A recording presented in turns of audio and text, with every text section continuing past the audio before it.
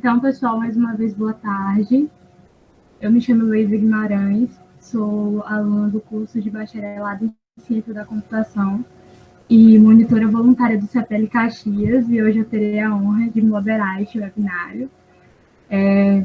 Enquanto aguardamos os demais, eu gostaria de passar algumas informações.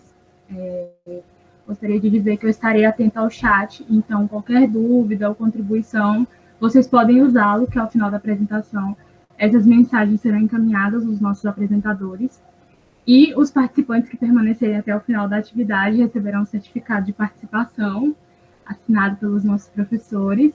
Ao final, eu postaria o link para que vocês solicitem. E qualquer dúvida, qualquer coisa, usem o chat, nós estamos atentos.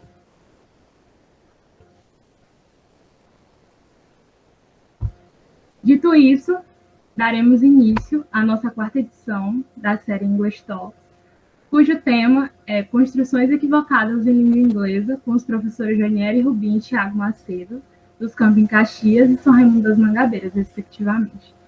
Seguindo a ordem de apresentação, iniciaremos com a fala do professor Janiele e, em seguida, do professor Thiago. O professor Janiele Rubim é licenciado em Letras, Português e Inglês pela UEMA, é especialista em ensino e aprendizagem da língua inglesa, possui mestrado em Turismo e Hotelaria pela Univale e é professor do IFMA Campus Caxias. Com a palavra, professor Janiele. Hello, good afternoon. Welcome to our English Talks. Muito bem-vindos e bem-vindas ao nosso webinário. A gente fica com o coração apertado porque é o último episódio da primeira temporada. Entraremos em férias 15 dias, eu e 15 dias o Thiago, de modo que não coincidiu. O Thiago vai entrar nos primeiros 15 dias de julho e eu na segunda metade de julho. E a gente fica com o coração assim saudoso do nosso English Talks, de nossos ouvintes, de nossos participantes, tá? E viremos em agosto, tá? Já inaugurando uma segunda temporada com algumas novidades que eu não vou adiantar nada, tá? Tudo vai ficar aí na expectativa de vocês, tudo bem? Então deixa eu iniciar a minha parte, que o tempo já está contando. Deixa eu ver aqui, apresentar. Muito bem. Qualquer situação, tá? Heloísa, por favor, me chame aqui. Tudo bem? Então vamos lá, meus queridos. Construções equivocadas em língua inglesa. Último episódio da primeira temporada do projeto English Talks. Eu vou ficar com a primeira parte. Eu selecionei 6 construções equivocadas em inglês e o professor Thiago deve trabalhar entre 5 e 7, assim, logo que eu terminar a minha exposição. Então, aqui ele está perguntando, and now, e agora? Eu digo, calm down, count on us. Então, fiquem calmos e conte conosco, comigo, com o Thiago e com a Heloísa. Tudo bem? Então, vejamos o primeiro. Olha, a primeira construção equivocada que eu escolhi foi a partir de um meme. Tá?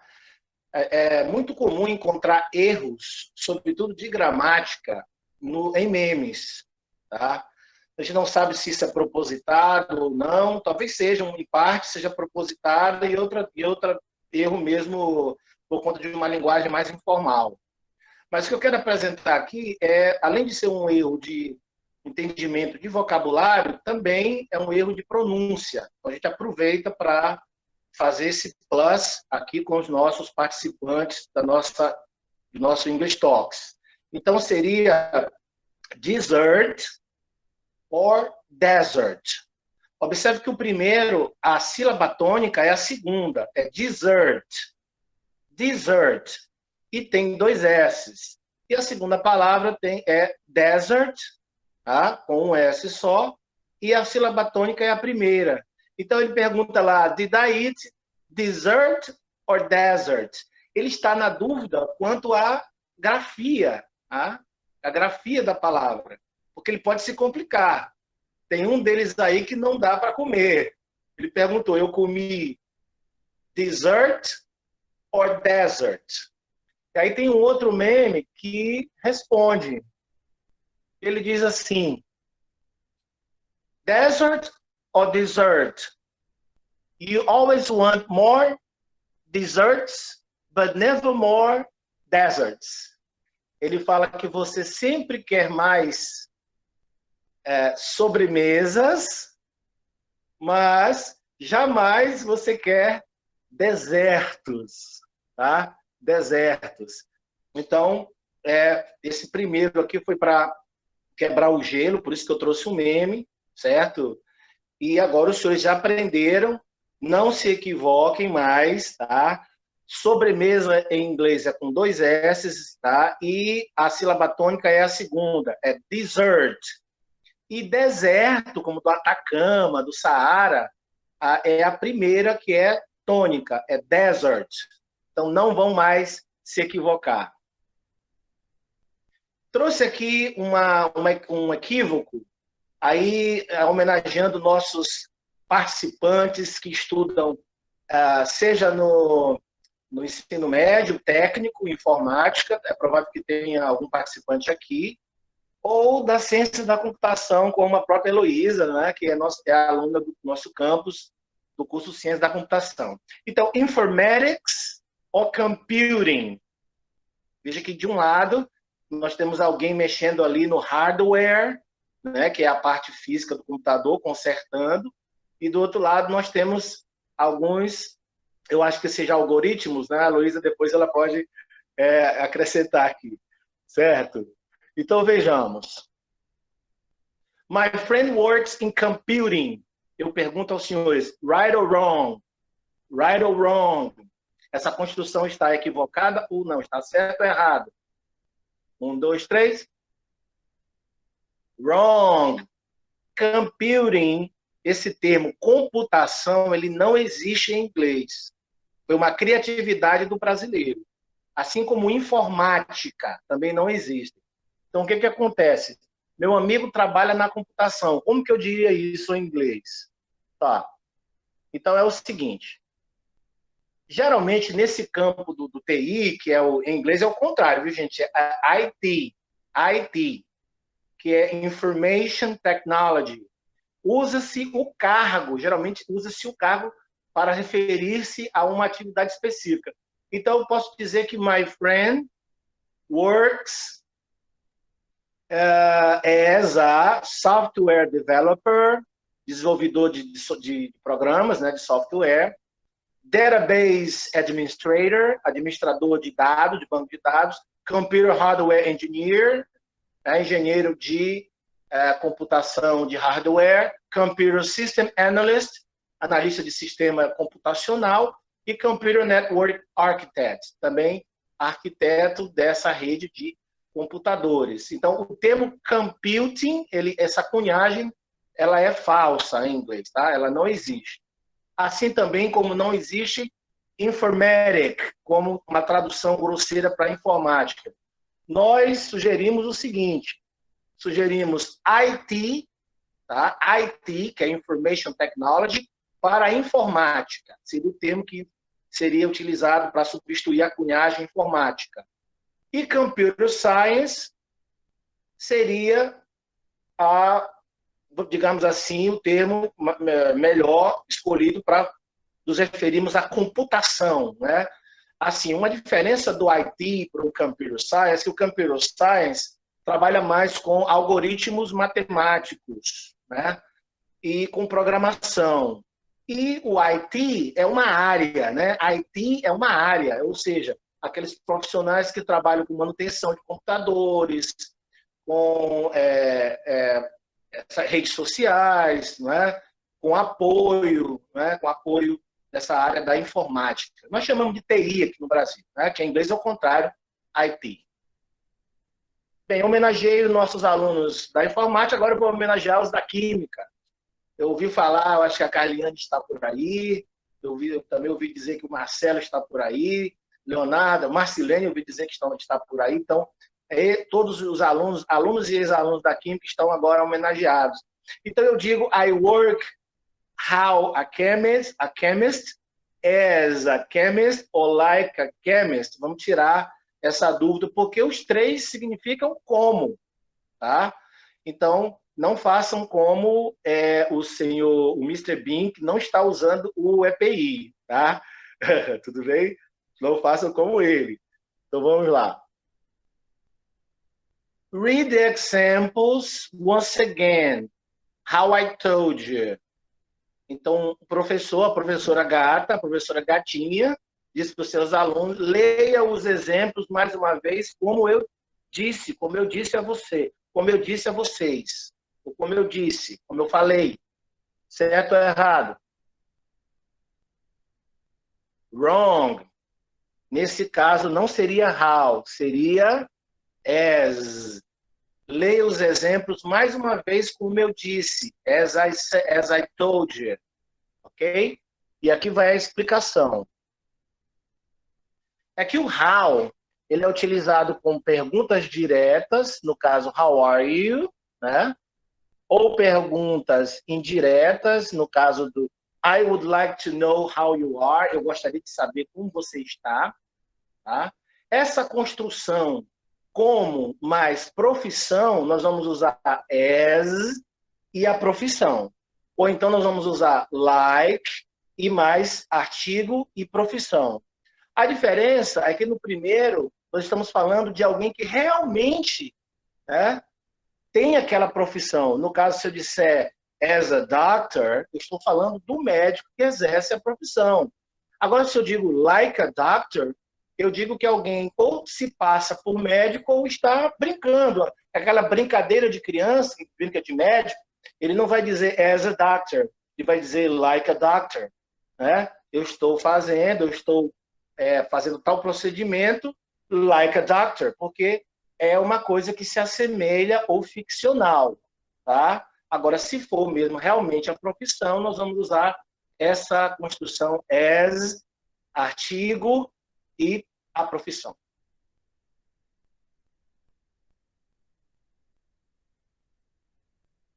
Tivemos um probleminha aqui.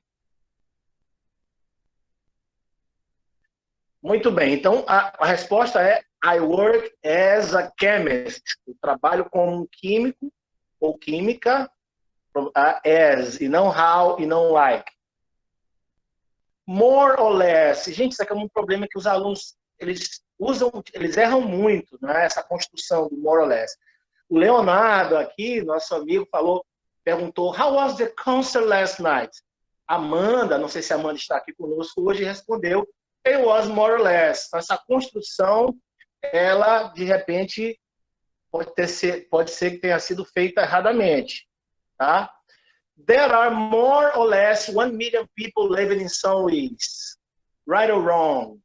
Há mais ou menos 1 milhão de pessoas vivendo na capital São Luís. Ô, saudade. 4 meses, ou 5 meses que não vou à minha cidade. Ô, meu, que saudade da minha cidade. Pessoal, essa construção está... Right, correta. Por quê? É o seguinte, em inglês, nós utilizamos o more or less no sentido de grandeza. Né? Por exemplo, the repairs to your car will cost $100 more or less. O conserto do seu carro custará $100 mais ou menos. Então, veja, é uma grandeza. Assim também como 1 milhão de pessoas, tá? É uma unidade. Agora, nós vamos usar no sentido de emoções, expressar emoções, né, gostos e sentimentos, nós vamos usar o so-so, ou então not too good, ou então not very well. Então, se alguém te perguntar como você está se sentindo, não diga more or less, é uma construção equivocada. Você vai, então, optar por so-so, not too good ou not very well. Tudo bem? Então, a construção ficaria it was so foi mais ou menos o show, né? Lembrando que concert é um falso cognato. Parece ser concerto, mas é show, né? Apresentação. E not too good or not very well. A minha penúltima. You traveled on the mayonnaise. Gente, eu separei essas duas últimas justamente para dizer aos senhores e senhoras, moças e rapazes que estão aqui, que muita coisa de nossa língua, do português, não se traduz ao pé da letra ou não se diz dessa forma em inglês.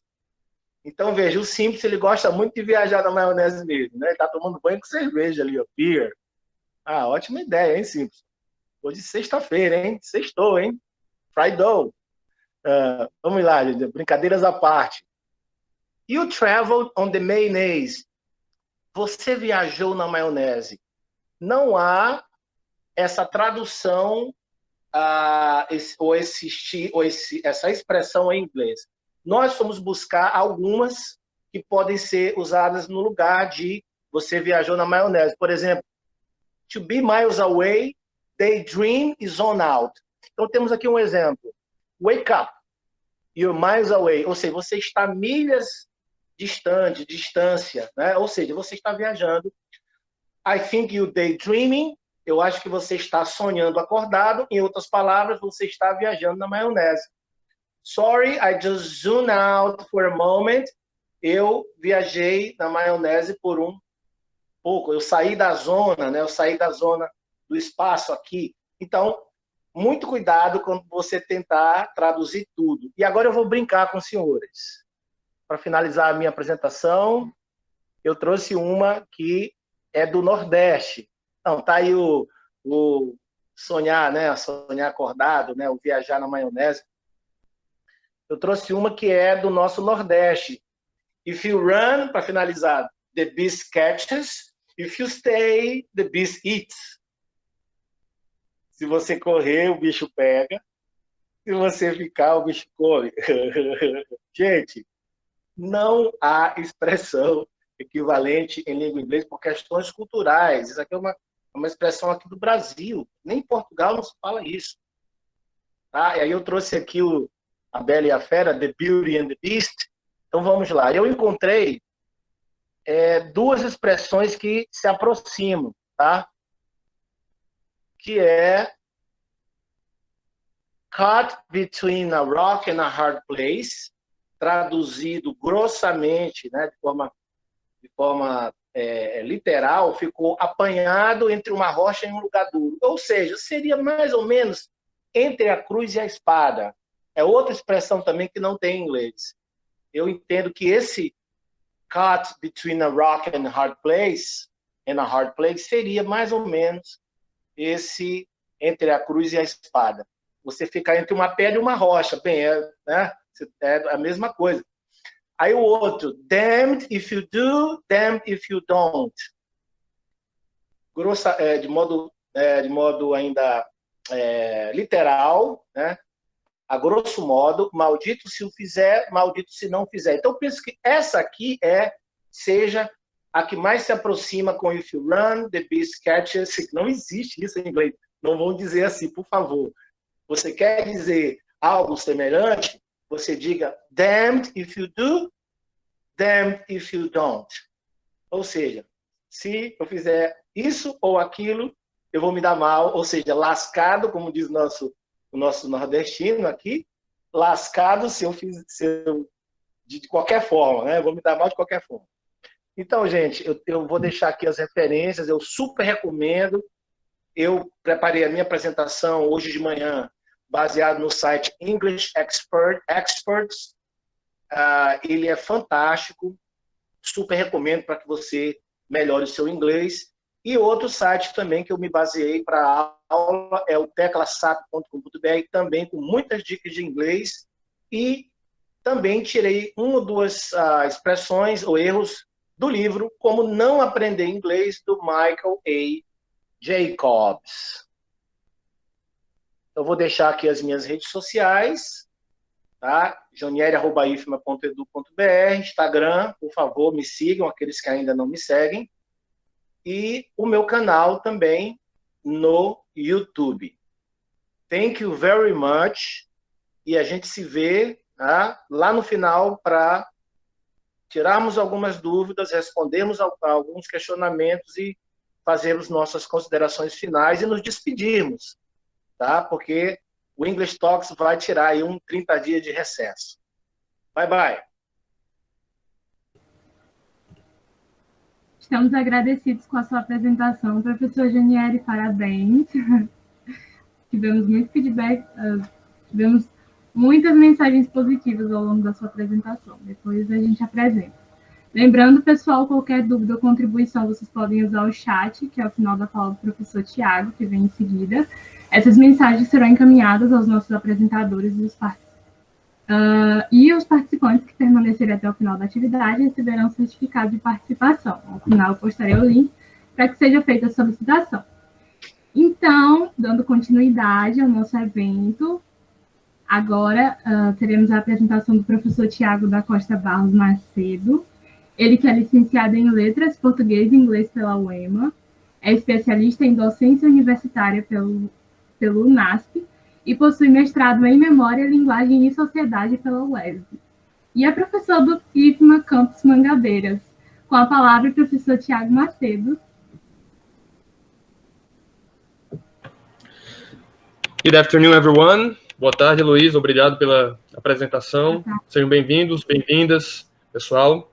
E, sem mais delongas, né, vamos dar continuidade a essas construções equivocadas em língua inglesa. A gente preferiu usar esse termo, né? A palavra erro, penso eu, é uma palavra um pouco meio que ultrapassada, de certa forma, né? Estamos sempre aprendendo e muitas vezes ocorrem os equívocos, né? E estamos aqui exatamente com o propósito de auxiliá-los.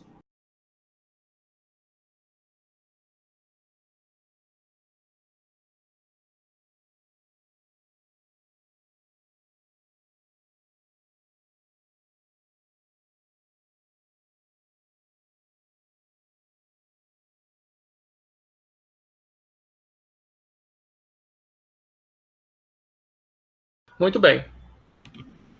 Construções equivocadas em língua inglesa, né?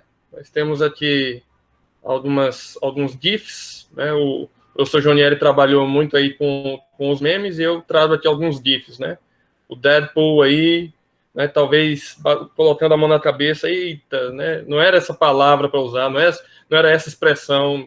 Quem nunca, né? Quem nunca passou por uma situação de usar um termo por outro, né? E passou aí maus bocados, uma situação um pouco complicada.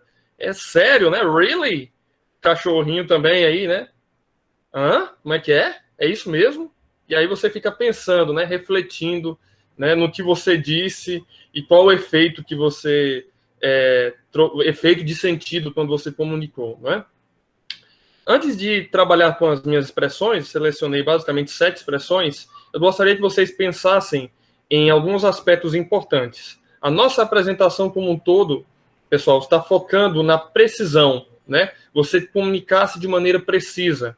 No ensino e aprendizagem da língua inglesa ou de outras línguas estrangeiras, existe um pêndulo em que, ora, a gente enfatiza, às vezes, a fluency e, ora, a accuracy. Fluency, fluência, essa capacidade de você se comunicar oralmente, por escrito, não é?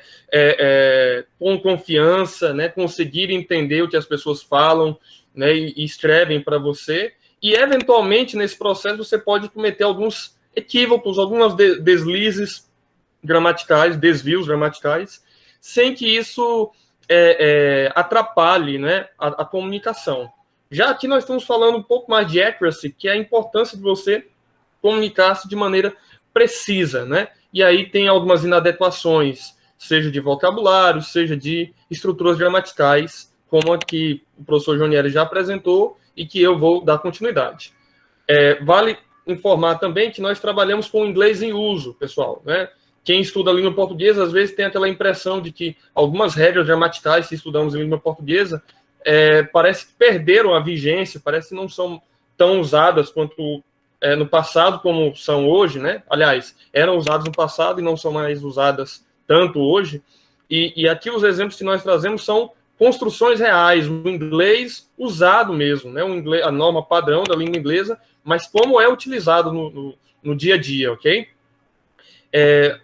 Vale acrescentar também que muito desses equívocos que nós cometemos é por conta da interferência da língua portuguesa quando aprendemos uma língua estrangeira, quer seja o inglês ou qualquer outra. Isso é inevitável. E sabemos que português e inglês têm as suas semelhanças, but also differences, mas também as suas diferenças. E é isso que a gente vai enfatizar nessas construções equivocadas. Ressalto ainda a importância da practice, né? Embora eu sei que existem certos momentos em que aquela frase practice makes perfect nem sempre digamos, uma construção totalmente verdadeira, mas a prática, ela ajuda muito, né? Uma prática funcional, né? Quando eu entendo a importância daquilo, né? Eu não aprendo por aprender, eu aprendo porque eu sei que aquilo será fundamental para a minha comunicação em língua inglesa, quer seja oralmente ou por escrito, ok? Então, vamos à primeira construção. A primeira construção é a seguinte: It's very difficult to work when it's hot. Você entende essa expressão? It's very difficult to work when it's hot. Né? Tá muito difícil de trabalhar, né? Quando está quente, né? As pessoas comentam que um clima muito quente deixa elas cansadas, né? Sentem dificuldade de trabalho. O que está faltando aí nesse enunciado, gente? Está faltando o pronome it, né? Da terceira pessoa do singular. It's very difficult to work when it's hot. Né? A tradução continua sendo a mesma, né? É muito difícil trabalhar quando se está, né, em um ambiente quente, quando está quente, certo? E aí você me pergunta, professor, aí o it está fazendo o que aí, né?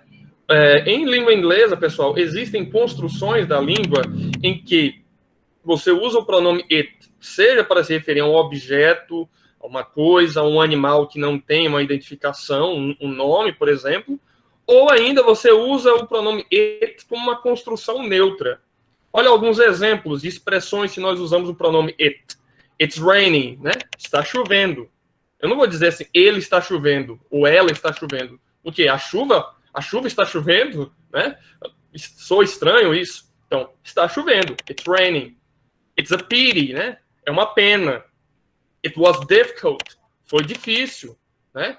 It's about 50 kilometers, né? Fica em torno aí de 50 quilômetros, né? Mais ou menos uns 50 quilômetros. Então, veja que o pronome it, em vários desses exemplos aí, ele tem essa função neutra. Porque é muito difícil eu iniciar uma sentença em inglês, pessoal, iniciada por um verbo.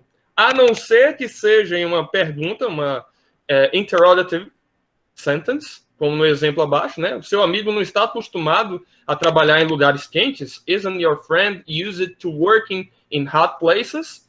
Ou então, quando você quer usar o modo imperativo, aí você inicia a sentença com o verbo. Mas no caso, você não iria... No imperativo, você não inicia com is. Você inicia com o verbo original, que é o verbo be. Então, be smart. Follow your sister's example, né?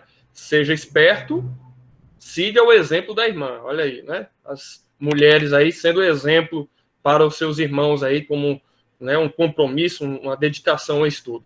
Ok, pessoal? Então, don't forget to use it in sentences like this. Não se esqueça de usar o pronome it em situações como essa. O segundo exemplo que nós temos é uma construção que, no caso aqui, nós estamos falando de casamento, né? My parents want that I get married. Então, em português, a tradução, né, levando em conta o raciocínio da língua portuguesa, seria meus pais, né? Parents é falso coordenato, pais não é parentes. Meus pais querem que eu me case. Só que qual é o problema disso? Pelo raciocínio da língua portuguesa, parece que tudo atende à demanda, né? Meus pais querem que eu me case. Só que a construção da língua inglesa, gente, vai ficar assim, ó. My parents want me to get married. Ou seja, ao invés do pronome relativo that, eu vou ter um pronome oblíquo, me, depois o to, e o get married aparecendo no infinitivo. Eu trouxe outros exemplos de verbos que seguem essa estrutura. o verbo motivar, o verbo aconselhar e o verbo persuadir. Só para dar alguns exemplos, né?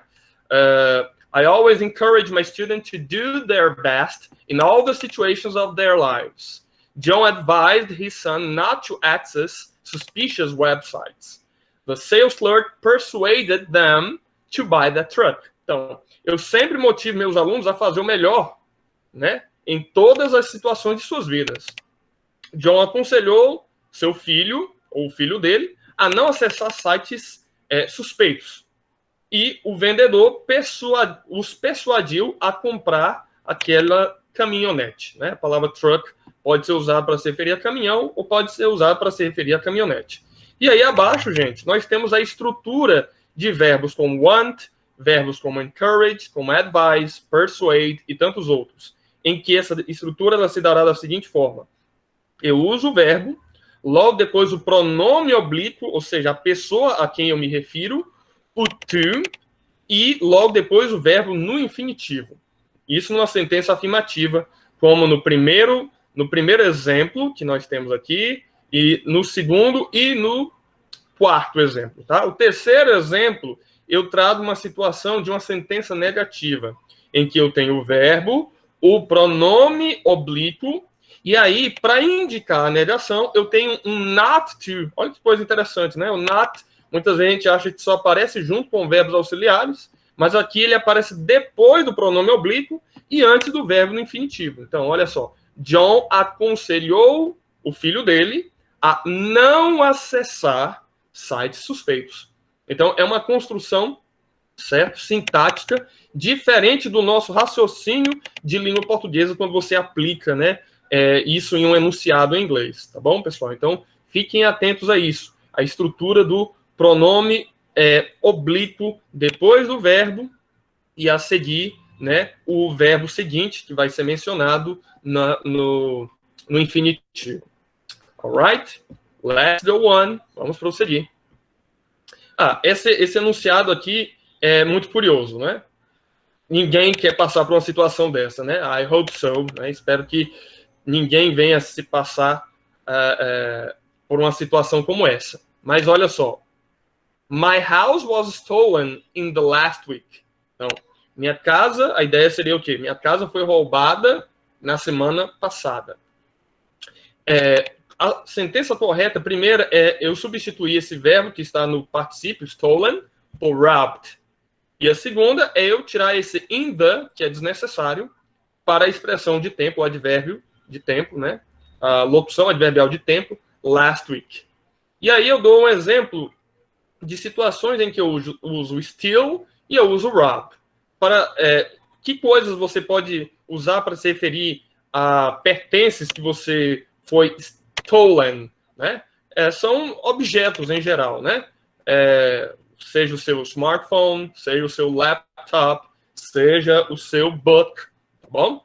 E já rob eu uso, por exemplo, para se referir a uma instituição financeira, como the bank, a person, uma pessoa como Jonah, né, o Jonas, her house, também, como no exemplo acima. Então, aí eu tenho essa distinção de verbos referindo-se à ação de roubar. E temos até uma imagenzinha aqui, né, tirada do livro Inglês Se Não Falha, que foi um material que eu usei na minha apresentação, e que tem algumas caricaturas, algumas imagens assim, bem bacanas, associado aos tópicos que estão sendo abordados ali. Eu aproveito para trazer um vocabulário complementar, né? Ninguém quer passar por uma situação dessa, mas serve para fins de conhecimento. Então, outras formas de roubo, por assim dizer, né? Nós temos aí o termo pickpocketing, que é o bater carteira, e o batedor de carteira é o pickpocket. Shoplifting é o furto que acontece em lojas. Quem pratica essa ação é um shoplifter. Burglary seria o arrombamento, e o arrombador seria o burglar. E, por fim, nós temos theft, que é um dos termos genéricos em inglês para roubo, e que se relaciona com a palavra thief, né? Veja aí a semelhança no início e até no final da palavra, de certa forma, né? Ladrão, roubo. E aí isso nos remete a um jogo aí muito famoso e um jogo politicamente incorreto, creio que muitos devem ter jogado, ou ainda jogam, né? Não sei. Que é a saga GTA, né? Grand Theft Auto, né? Grande roubo automotivo. De fato, lá, o protagonista, ele usa de diferentes carros para praticar toda sorte de crimes. Uma delas, né, é o roubo. Alright? Let's go on. Vamos adiante. She's sleeping. Essa aí talvez seja uma surpresa para vocês, né? Ela está dormindo. Essa sentença está incorreta? Não exatamente, né? Talvez em algum momento você tenha usado, eu tenha usado, mas quando se trata de construções linguísticas de acordo com o uso da língua, por incrível que pareça, a expressão mais comum é eu usar o adjetivo asleep para fazer essa referência à ação que a pessoa está realizando, como essa garotinha aí, que está muito tranquila, né, com a boquinha aberta, enfim. Então, she's asleep indica exatamente isso. Ela está dormindo. Então, é uma construção mais comum, né, em inglês, você dizer isso. She's asleep. Ela está dormindo. Como é que eu posso aprender e aprender essa expressão? Basta pensar na ideia antônima, né? O oposto de to be asleep. Né? Estar dormindo é estar acordado. E em inglês é o to be awake. Então, to be asleep, está dormindo. To be awake, estar acordado. I was awake when they rang the bell. Né? Estava acordado quando tocaram, né, a buzina, né? Enfim. E I was asleep when my cousin called. Eu estava dormindo quando meu primo me ligou. Eu lembrei aqui que a palavra bell aí poderia ser usada também como campainha, né? Estava acordado quando eles tocaram a buzina ou quando eles tocaram a campainha. Tudo bem, pessoal? Então, assim, nesse caso aqui é mais uma questão de uma construção que seria mais comum em inglês em detrimento de uma outra, tá? Mas há situações, talvez em enunciados, né, em um certo contexto do uso da língua, talvez vocês encontrem, né, o present continuous, né? She is sleeping, tá bom? A quinta e antepenúltima que nós temos aqui é o I'd rather to go home, né? Eu prefiro ir para casa, certo? A forma correta aí, gente, é só eu tirar o to. I'd rather go home, certo? Então, inclusive, eu aproveito para trazer aqui para vocês a relação que existe entre I'd rather e entre o prefer, que é um verbo, né? Ambos são usados para se referir a preferir. Embora o prefer ele seja usado mais em situações mais genéricas, mais amplas. E o would rather seria em situações específicas. Segue uma dica bacana aí para vocês. Quando eu digo prefiro algo a outra coisa, quando eu uso prefer, eu uso logo depois do prefer o objeto, e aí eu uso o to, certo? Então, vamos supor que eu esteja falando aí com alguns que são mais introvertidos aí, certo? Alguns dos nossos ouvintes, dos nossos participantes. Entre ir a uma festa, claro que agora, nesse contexto de pandemia, né? No parties, be careful about this, né? Tome cuidado com isso. Mas, em geral, né? Pessoas extrovertidas prefer to go to the party. E introverted people, pessoas introvertidas, preferem ficar em casa, né?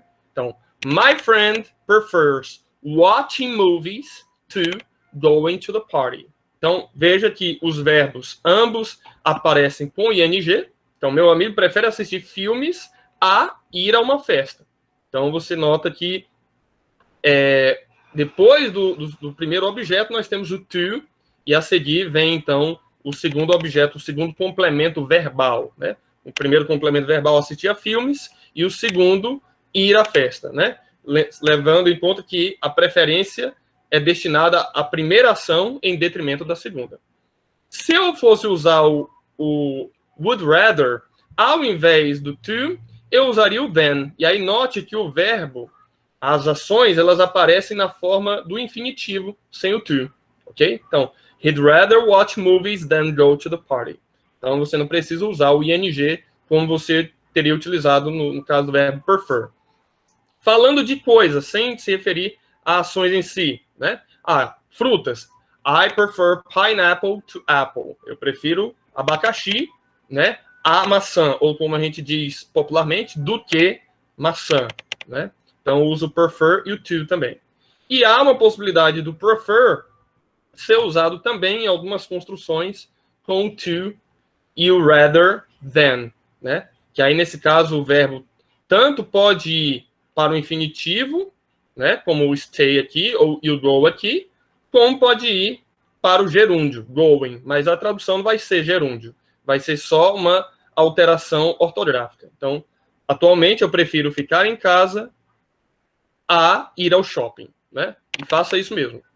Stay at home, the most of the time, né? Fique em casa a maior parte do tempo até diminuir essa terrível pandemia que estamos inseridos. Vamos adiante. Penúltima situação, pessoal. She's a friend of me. Ela é minha amiga, né? She's a friend of me. Ela é minha amiga.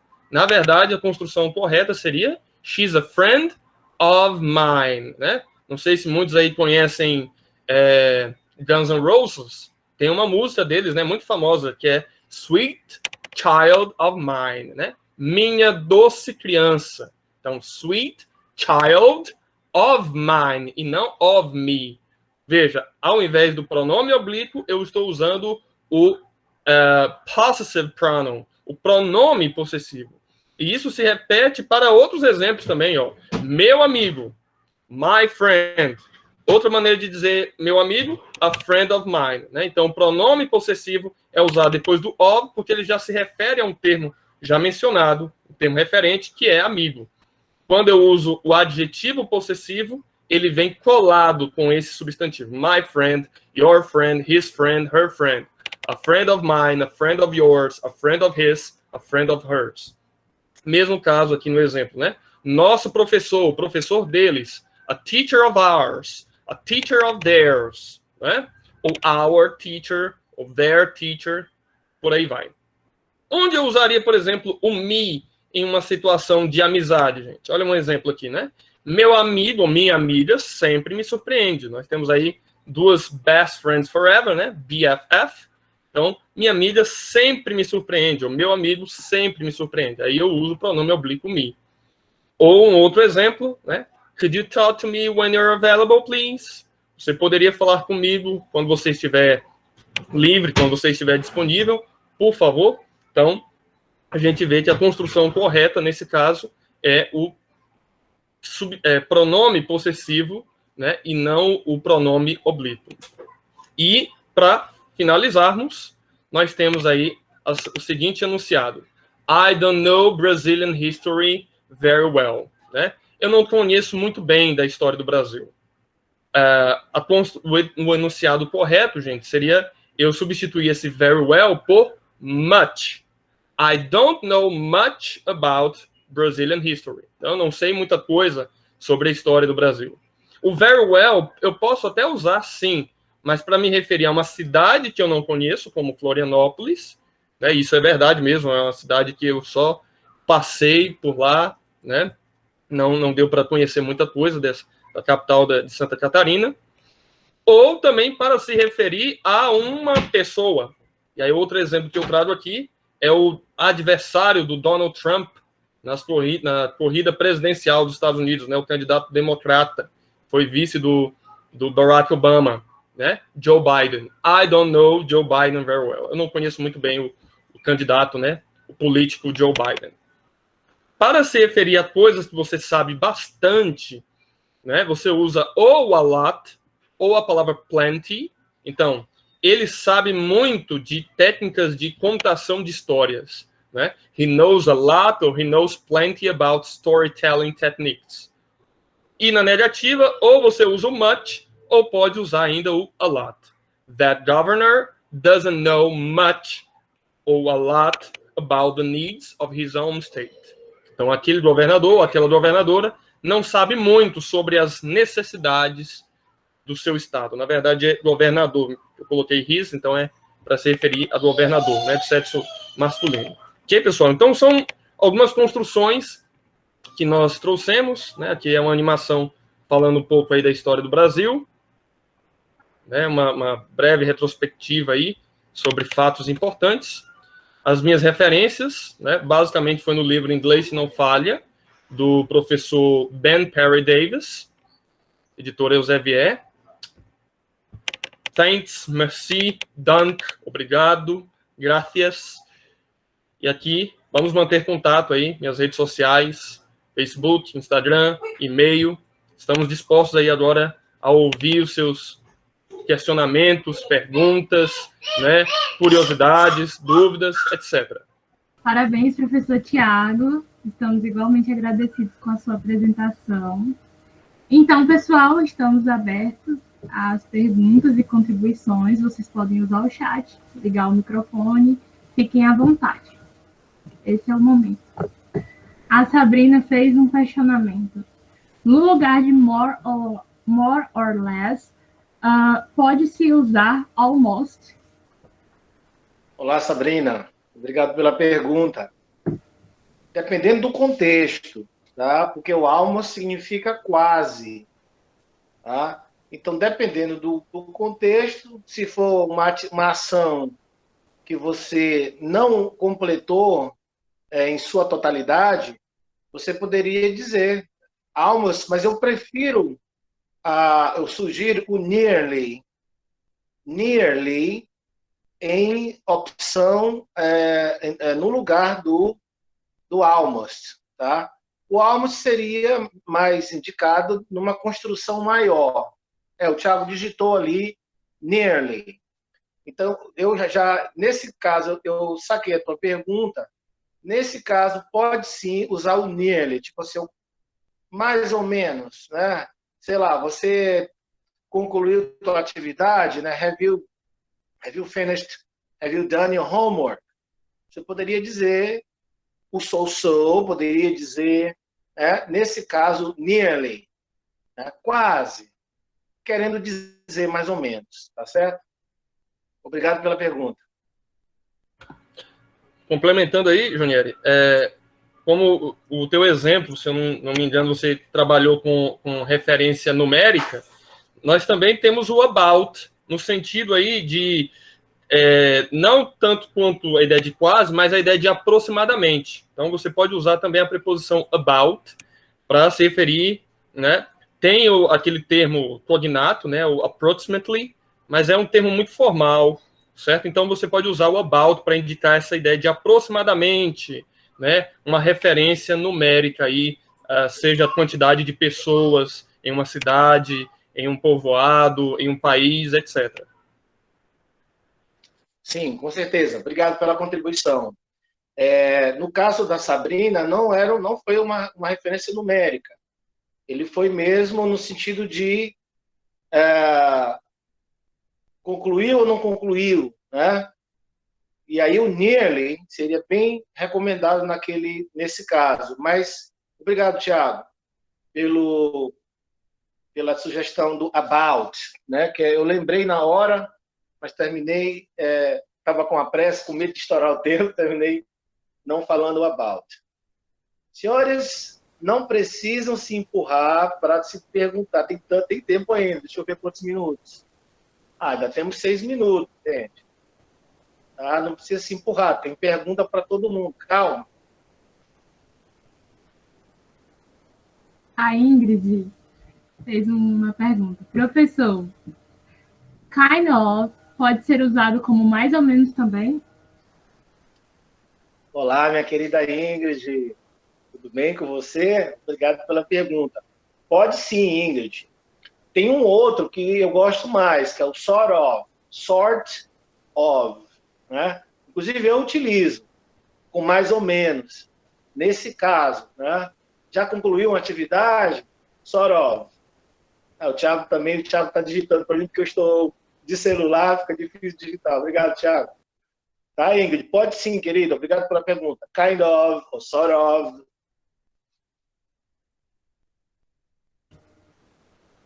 Perguntas, dúvidas, sugestões, críticas? Tanto a Ingrid quanto a Sabrina agradecem a resposta dos professores. E eu vou aproveitar para tirar uma dúvida também. Eu fiquei bem curiosa quando o professor Tiago apresentou a construção X Sleeping, se eu tiver pronunciado errado, me desculpe. Mas eu queria saber se esse formato X Sleeping ou esse outro que você apresentou tem alguma diferença na questão de formalidade, informalidade? Nesse sentido, tem alguma diferença? É de todo errado usar X Sleeping? Eu fiquei bem curiosa a respeito disso. Boa pergunta. Então, primeiramente, gramaticalmente falando, X Sleeping, né, nós estamos aí no present continuous, né? Então, o sleeping está aí no gerúndio. E o X asleep, o asleep, por si só, ele é um adjetivo. Mas aí, essa construção do asleep, digamos assim, é uma construção em que o adjetivo ele acaba fazendo referência à própria ação que a pessoa realiza. Então, assim, uma construção do dia a dia, X asleep, entende-se perfeitamente. X sleeping, ok, né? Talvez seja presente mais em alguns textos, né? Relatando, por exemplo, o dia a dia de uma pessoa, de uma cotidiano de uma pessoa, momento em que ela está descansando, repousando, né? Dormindo. Mas, assim, no dia a dia é muito comum, tá? Então, é mais uma questão de registro mesmo, né? Um mais informal, X asleep, né? E aí, como a gente está falando dessa ideia do inglês próximo ao uso, é importante saber essas duas construções. Tá certo. Muito obrigada. O Leonardo fez uma contribuição. Ele disse: os professores são semelhantes ao professor Kenny, com interação e forma didática. Concordo, Leonardo. Então, pessoal, mais algum questionamento? Thank you so much, Leonardo. Luiz, acho que o João Alexandre fez uma pergunta também, só me confirma aí. Oh, verdade, perdão. Só serve para expressar como se sente? Perdão, João Alexandre, eu realmente não ouvi a sua pergunta. Sim, obrigado pela pergunta. Expressar sentimento. How do you feel? Você pode usar, sim, so. Ou aquelas outras opções, como eu lhe falei, o not so good, né? Que seria equivalente ao mais ou menos, não tão bem, tá? E o not very well, também, não muito bem. Estou mais ou menos. Tá? So.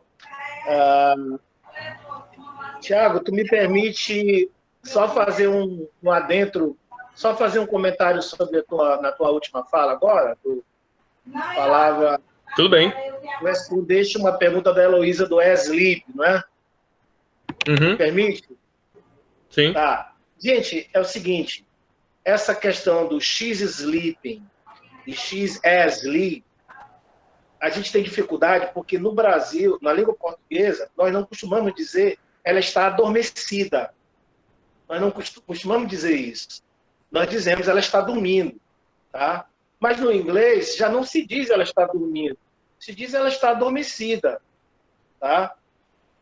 O sleeping, no meu entender, ele é mais apropriado quando eu quero dizer uma ação que está em continuidade, que nós chamamos de present progressive ou present continuous. Né? Então, por exemplo, ela está dormindo agora, ou neste momento. Aí eu diria, she's sleeping, com ing, now, ou at this moment, ou at the moment. Tá? Então, eu penso que fica um pouco complicado, porque nós não costumamos usar esse termo, ela está adormecida. Já no inglês se utiliza bastante. É só Perfeito. Um complemento. Mas parabéns, Thiago, pela apresentação brilhante. Muito conteúdo, com certeza os alunos aprenderam demais. E a gente gostaria de anunciar que os 4 episódios eles estarão disponíveis no meu canal do YouTube. Já temos a primeira, English Talks 1, para quem perdeu, já está disponível no meu canal no YouTube. E nós vamos disponibilizar a English Talk 2, a 3 e essa de hoje também. Tá? É Jonieri Rubim, tudo junto. tá? Jonieri Rubim. Por favor, João Alexandre, obrigado, se inscreva mesmo, tá? Pessoal, eu peço a palavra, então, para me despedir, nós estamos com o horário já bem avançado, depois o Thiago deve também se despedir, e a gente passa para a Heloísa para ela finalizar. Então, I have to say thank you very much for your patience, for your attention, for your presence. Obrigado pela sua paciência, pela sua atenção, pela sua presença. Gostaria de reforçar que todos nós, os três que compõem o grupo English Talks, nós, nas 4 edições, não utilizamos máscaras, porque nós estamos trabalhando remotamente, estamos apresentando remotamente. Então, é importante destacar isso, tá? Justificando por que nós não estamos usando máscara durante o webinário. Então, a gente se despede, pedindo que vocês se cuidem primeiro, depois cuidem dos familiares, tá? E stay alive, mantenham-se vivos. E Deus abençoe a todos. God bless all of you. E a gente se vê a partir de agosto com a 2ª temporada, com bastante novidades do English Talks. E nos sigam nas redes sociais. Bye, bye. Pessoal, a discussão está muito boa. A gente teve, inclusive, mais uma pergunta. Queria que vocês respondessem, por favor, a Daniele.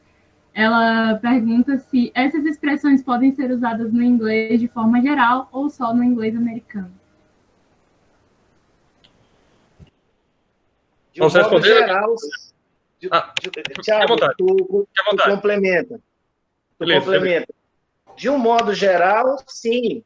Existem as diferenças do inglês jamaicano para o americano, para o canadense. Canadá e Estados Unidos, pela proximidade, já as diferenças são bem em menor escala. Aí tem o britânico, tem o neozelandês, essas diferenças elas vão acontecer. Mas hoje em dia, querida, obrigado pela Daniele, né, pela pergunta. Hoje em dia se preza muito pelo inglês como língua de comunicação internacional.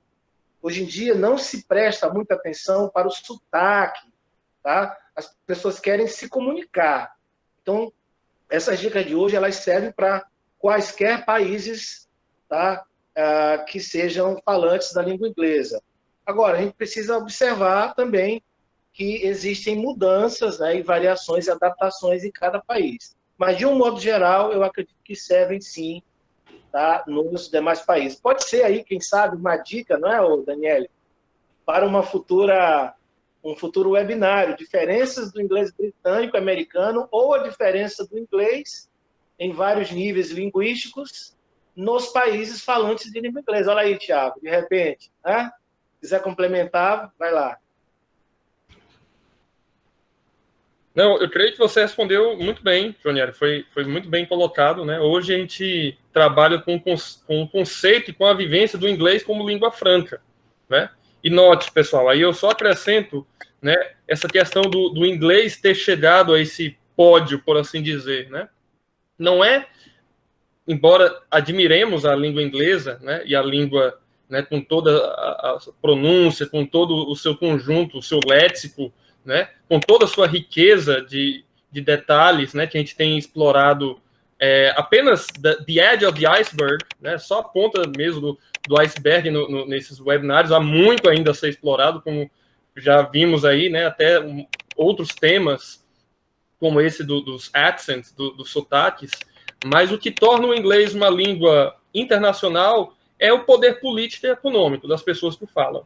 Então, hoje, só para vocês terem uma ideia, sinta-se orgulhoso, né? Embora a gente... É muito importante esse contato com pessoas que falam inglês como língua materna, mas você pode e deve aprender, sim, o inglês com pessoas não nativas, como, né, professor Jonieri, como eu, Heloísa, que está aqui conosco, e todas as demais pessoas que você tem contato. E aí eu vou até mais longe, gente, porque a publicidade, às vezes, ela pinta a ideia de que para você aprender bem inglês, é melhor professor nativo. E aí eu vou discordar, porque Jonieri e eu, né, e outros professores de inglês que vocês têm contato, nós temos a língua portuguesa como uma língua materna, então nós entendemos muito bem, né, as suas angústias, as suas dificuldades, porque nós também falamos a língua portuguesa. Então, a gente tem esse feedback, né, essa didática, esse traquejo de entender aí as suas angústias e procurar suprir com dicas, né, do nosso dia a dia. Que, às vezes, uma pessoa nativa de inglês, ele, né, um norte-americano, um canadense, um britânico, ele pode ter muito conteúdo ali, aprofundamento, mas ele não tem, às vezes, essa intercompreensão, Vivência, né? essa vivência, essa intercompreensão cultural que nós brasileiros temos. Então, né, muito cuidado com essa propaganda aí, que muitas vezes eu acho até fajuta, com o perdão do termo, né, de os professores nativos estão no pedestal, os professores brasileiros são os coitadinhos. Não, isso aí é um equívoco muito grande, né? Valorize o seu professor de língua inglesa e valorize também o seu Brazilian accent, né? Valorize o seu sotaque brasileiro de língua inglesa. A gente tem Wagner Moura, nós temos aí Alicia Braga e outros autores brasileiros, né? Esqueci um outro aí, mas enfim. O lado do 300, lembra, Junieri? O Rodrigo Santoro. Isso, Rodrigo Santoro. Né? Então, sim, são brasileiros que estão se destacando em Hollywood, né? Fora inúmeros aí outros que estão presentes em outras áreas, fora a questão do cinema, e que estão fazendo a sua diferença com o seu sotaque brasileiro de língua inglesa. Ame o seu accent. Love your accent. Né? Gente, que saudade do English Talks, tá? Thiago, pode te despedir, o tempo está estourado. Beleza, beleza. Pessoal, então, a exemplo do Jonieri, I want to thank you all for your participation in this gatherings, in these webinars, meetings, in these talks. Então, foram encontros, foram conversas, foram diálogos, aprendizado. Tivemos aí alguns percalços no meio do caminho, e isso é natural, né? Toda essa relação com a tecnologia, mas eu agradeço pela participação. I'm proud of you, estou orgulhoso de vocês, né? Pela participação, pelo aprendizado, pela interação. And coming soon, second season English Talks in August. Os nossos professores e com a logo oficial do CPL Caxias, né? Mais uma vez, eu gostaria de agradecer pela presença de todos, dizer que, sem dúvidas, a cada participação de vocês, a gente se alegra muito, fica muito feliz de produzir tudo isso e principalmente de participar. O English Talks volta em agosto com mais novidades, com talvez um formato diferente, mas nunca deixando para trás essa ideia de repassar o inglês de forma mais descontraída, de apresentar o idioma de uma maneira nova, com uma cara nova. Então, muito obrigada pela presença de todos aqui. Solicitem o certificado de vocês. E o English Talks fica por aqui, mas volta em agosto, como a gente disse, com novidades. Thank you very much, and bye-bye.